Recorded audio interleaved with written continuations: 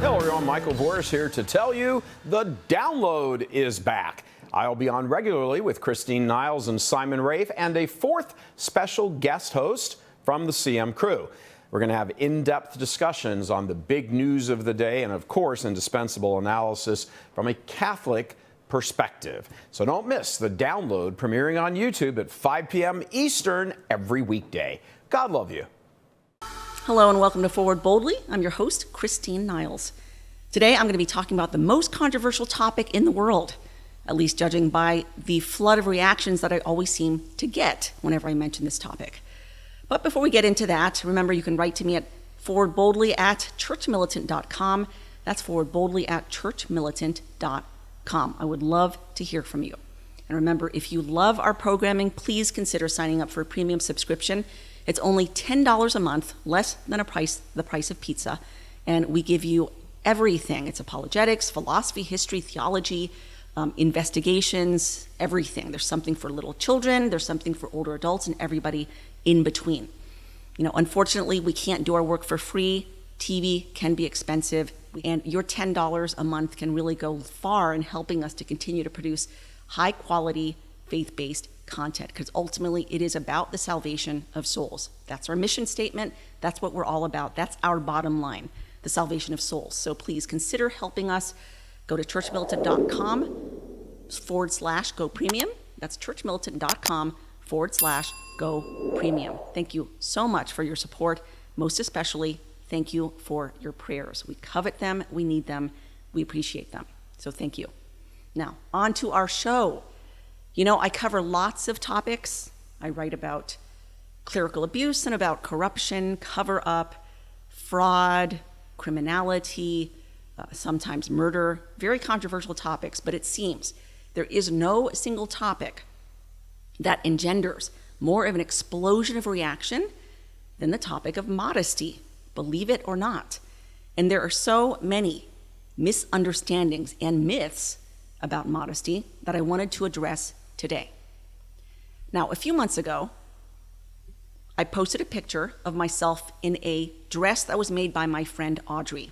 Audrey is a traditional Catholic. She's a housewife, she's a mother, but she also runs an online clothing store called parisbloom.com.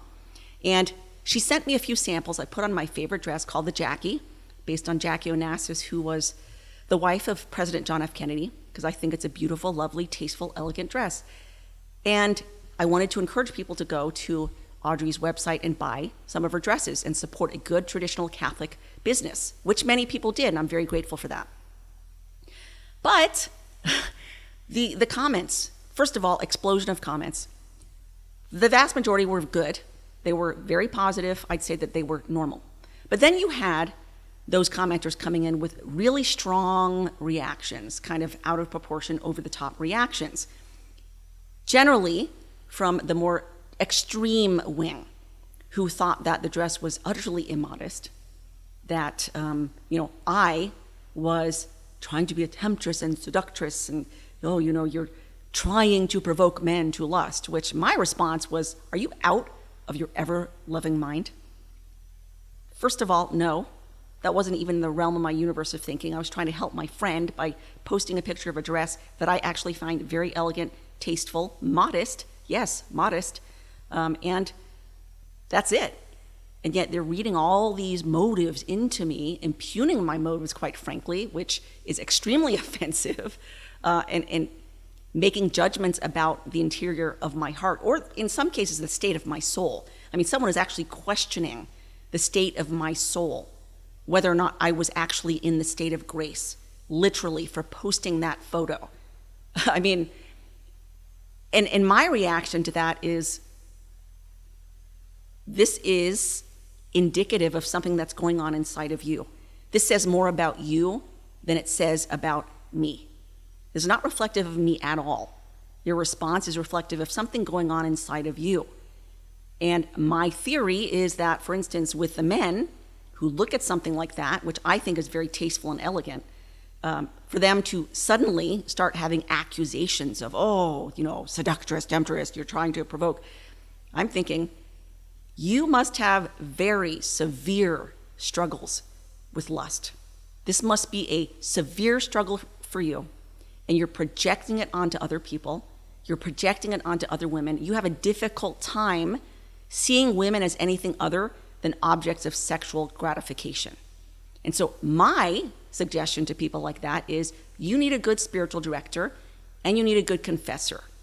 You also need to turn to the rosary, to the sacraments, the Holy Eucharist, so that God can purify your mind and purify your soul of these thoughts and transform your mind so that you stop looking at women as if they're just objects of sexual gratification. Because they're not, obviously, they're not. And you need to stop thinking of women that way. And if you can't stop thinking of women that way, then, like I said, go find a good spiritual director, go find a good confessor, go get some sort of help or counseling to help you out of that. Because people, women wearing perfectly normal outfits should not provoke that sort of reaction in you.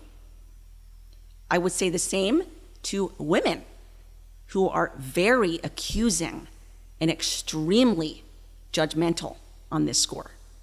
Maybe there's something going on in the depths of your soul that you need to examine when you have such a strong reaction to another woman wearing a perfectly elegant, tasteful dress. Something's going on inside of your soul that perhaps requires a gut check. Because I can certainly assure you it's not pleasing to God that you're going around judging and looking down your nose and making all these accusations about the state of someone's soul based on a picture of them wearing a modest and elegant dress. Not your place, certainly not Christian, not Catholic behavior at all.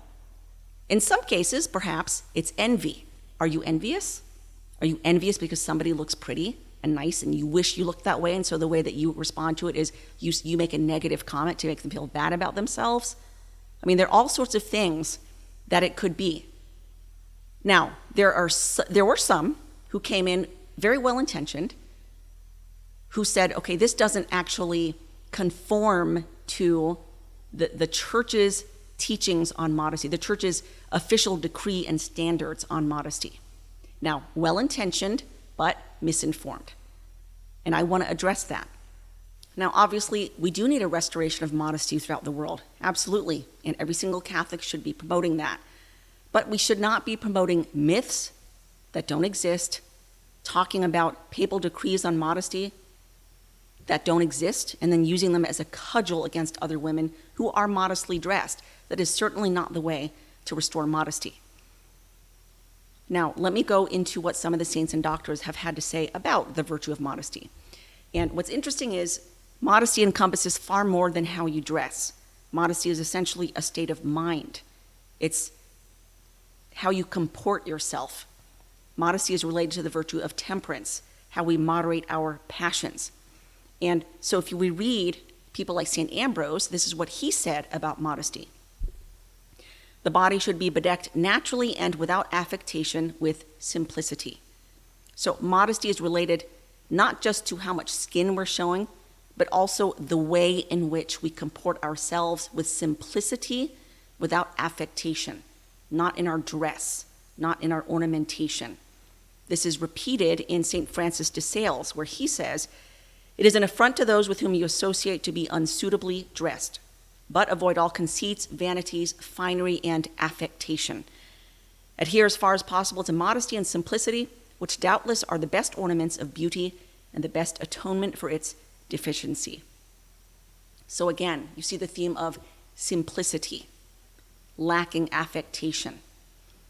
So a person could actually be immodest if they're covered from head to toe, but they're dressed in an ostentatious, flamboyant way. If they're dressed in such a way as to try to garner and draw attention to themselves.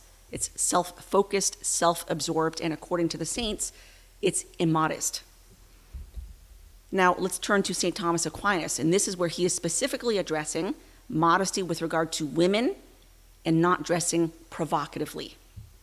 He says, "And if indeed they adorn themselves with this intention of provoking others to lust, they sin mortally. Whereas if they do so from frivolity or from vanity for the sake of ostentation, it is not always mortal, but sometimes venial. And the same applies to men in this respect. So a couple points here. The same applies to men, meaning that men also have a duty of modesty. Men are not let off the hook. Men don't get to only, focus on women only. Men also have a duty to dress modestly. Men also have a duty to exercise control over their own passions, over their own temptations and thoughts, as well as exercise custody of the eyes. Men don't have if you're serious about being a Catholic and becoming a saint, then you have to exercise custody of the eyes, which means you don't ogle women. You don't stare at them. You don't indulge in fantasies about women. You avert your eyes if you think it could be a near occasion of sin. You exercise control in that regard. And each man is different. Some men really struggle with this, and so they have to really just not look at a beautiful woman. Other men really don't struggle that much with it, or perhaps they're past that, or they have enough self-control. And so for them, it's not necessarily an occasion of sin. They can admire a woman's beauty without it sinking into, base lust and impurity. Something else is, it's obvious that a woman should never dress in such a way as to provoke men to lust. And according to St. Thomas Aquinas, that is a mortal sin. But it can be a venial sin even if you don't intend it. If you're not thinking about it, if you are indulging in vanity or you're being negligent and you are dressed in a way that's provocative, not because you're trying to, you're just kind of not thinking about it and you're more concerned about, does this look nice and will people think I'm pretty? That can be a venial sin. And either way, you want to avoid both of those circumstances. But I'm going to read a quote to you that's going to blow your mind. It's going to blow your mind because it's going to address some myths that are floating around in the Catholic world. Now, before I read the quote, there is one little phrase that St. Francis de Sales says here that might throw you off a little bit. He talks about uncovering the breasts. In this context, what I think he means is not bearing everything. What I think he means here is wearing a low-cut dress, a low neckline, because that was actually something that, was normal in certain cultures and certain societies at certain time periods, having a low-cut dress. So this is what he says. If a woman thinks that some people in general will be scandalized by her, but she doesn't think that someone in particular will be scandalized by her, and she doesn't intend their lustfulness, nor would she be pleased by their lustfulness, though she would be pleased by being praised for being beautiful, then she is not bound to abstain from ornamentation, even superfluous ornamentation such as makeup or uncovering her breasts, if that's the local custom. And it wouldn't be a mortal sin for her to do these things. However, it is a mortal sin if the uncovering of the breasts or the ornamentation were shameful in itself and were directed to provoking lust. Okay, there's a lot to unpack in that one quote. He reiterates what St. Thomas Aquinas said, that if we're dressing in such a way as to provoke to lust, then it's a mortal sin. Obviously, I think that's pretty clear to everybody. But what he makes clear here, too, is that modesty, the standards of modesty, and what is considered modest, can actually change depending on local custom. So, in some cases, what might seem immodest in one case would actually not be immodest in another case, and therefore not sinful. And that's not to promote situational ethics or moral subjectivity or relativism, not at all. What he's saying is modesty kind of sometimes depends on your situation, that there is no one size fits all, and that if you don't adhere strictly to this one standard of modesty in all times and all places, that you're therefore sinning before the Lord. That's not the case, at least according to the saint and doctor of the church. He mentions uncovering the breast, a low-cut neckline. That was actually considered standard dress in certain time periods and in certain cultures. For instance, in Europe, in various countries in Europe, in the 18th and 19th centuries. It was standard to wear low-cut bodices, and it was not considered immodest. Now, today, in contemporary America, interestingly enough, it is considered immodest. But back then, it was not. So for instance, you've got Empress Zita, the wife of Blessed Charles of Austria, a very holy couple, extremely holy. And she would at times wear dresses that were low cut. And it was actually very normal of women of her nobility, of her high rank, to be wearing dresses like that. It was not considered immodest in that time period, in that culture. Same would apply to, for instance, Marie Antoinette of France. You know, you have to disregard all the myths and the lies floating around about Marie Antoinette. Many myths out there. She had a very saintly, very holy death in the state of grace. But the point is that in that culture, in that time period, wearing low-cut bodices was not considered immodest. I'm not saying go out and wear that, because today it would be considered immodest. And so I do not encourage people to go out and dress like that. But I'm just saying that particular time period, that particular culture, it was not considered immodest, and it was okay to wear. So according to St. Francis de Sales, it wouldn't have been considered a sin, that you would not be required to abstain from dressing in that way. And what else does he mention? It's kind of tangential, but still somewhat related. It's okay to wear a little makeup. I'm amazed by the number of traditional Catholics who think makeup is a sin. That they think no makeup at all, can't put it on, automatically assume that anytime anyone puts on makeup, it's just sheer vanity and therefore sin. Also the number of traditional Catholics who think it's a sin to wear pants. There's no rule that it's a sin to wear pants. Now, should you cover up? Yeah. Should you wear tight pants? No, you absolutely should not be wearing tight pants. In fact, there are too many women today who think wearing yoga pants without covering up is somehow acceptable. It's not acceptable, ladies. It's not acceptable to be walking around in yoga pants and showing pretty much everything without actually showing your bare skin and thinking that's okay. You cover up, please. For goodness sake, it's inappropriate. But it's those sorts of extremes that you want to avoid. Those sorts of extremes are just unhealthy. When you say no pants ever, period, it's a sin. No makeup ever, period, it's a sin. According to St. Francis de Sales and other saints and doctors of the church, it could actually be immodest not to wear makeup in certain circumstances. Remember what he said, modesty has to do with dressing suitably for the occasion. And so you're actually immodest if you're not dressed suitably for the occasion. You show disrespect to others when you are not dressed suitably for the occasion. How much respect would you be showing if, let's say, your husband has to go to some very important function where people have to get dressed up and he's meeting some important people, perhaps for his business or whatever it may be, and you go without a lick of makeup on, without your hair done, in a dowdy, ugly, frumpy frock? How respectful would that be of your husband? How respectful would that be of anybody else in the room? According to the saints and doctors of the church, that would actually be considered immodest. You're not being modest.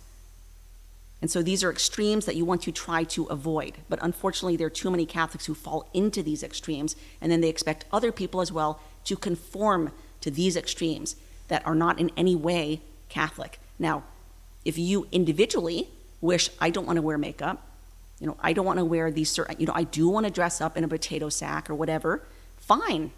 Nobody's judging you for that.